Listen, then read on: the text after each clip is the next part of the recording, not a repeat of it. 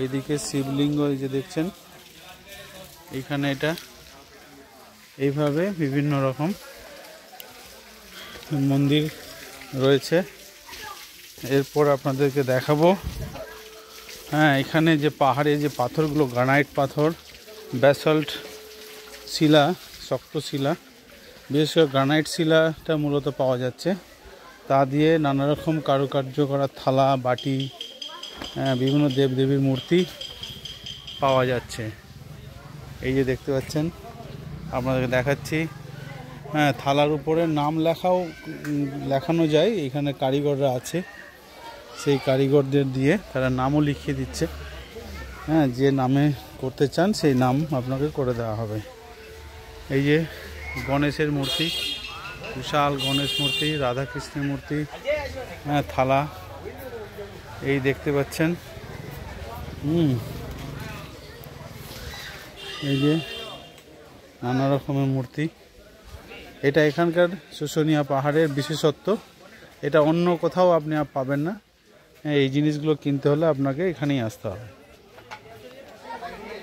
দারুণ সব। হ্যাঁ হ্যাঁ, এটাও যেটা অ্যাড করবেন, হ্যাঁ, সেটাই আমাদের বিরাট হেল্প। হ্যাঁ, মানে কেউ না কেউ তো দেখলো, হ্যাঁ, অবশ্যই। একজন দেখলেও সেও তো জানলো। হ্যাঁ হ্যাঁ হ্যাঁ, তার কাছে এই, হ্যাঁ, এই যে আমাদের যে দাদা যিনি মূর্তি বানান, তিনি এই মূর্তি বানিয়ে এখানে স্টল তৈরি করে রেখেছেন। দর্শনার্থীরা এলে এখান থেকে কিনে নিয়ে যান। আপনার স্টলের নাম কি? লক্ষ্মী গোপাল শিল্পায়ন।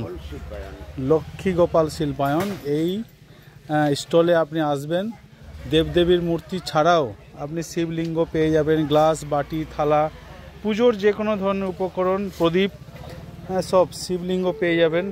ইভেন রান্নাঘরের যন্ত্রপাতিগুলো আপনারা পাবেন, যেমন বেলনা, চাকি, শিলনোড়া ইত্যাদি সব পাওয়া যাচ্ছে এখানে। এবং প্রত্যেকটা শৌখিন, দেখতে খুব সুন্দর, এবং এলেই আপনাদের ইচ্ছে হবে নিতে, এবং একটা না একটা আপনি নিয়ে যাবেনই এখান থেকে কিনে। এবং এগুলো পশ্চিমবঙ্গের অন্যত্র আপনি সহজে পাবেন না। এটা যেহেতু এটা শুশুনিয়া পাহাড়েরই পাথর দিয়ে তৈরি হচ্ছে, তাই এটা এই শুশুনিয়া পাহাড়ের গোড়াতে পাদদেশে এই দোকানগুলো আছে। আমি আপনাদের লক্ষ্মী গোপাল শিল্পায়নেরই দোকানটা দেখালাম। ঠিক আছে, আসছি দাদা। হ্যাঁ হ্যাঁ, এই যে আসছি।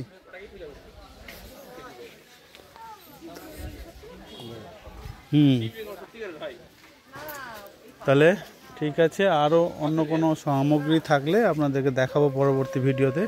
থ্যাংক ইউ বন্ধুরা, রাখছি।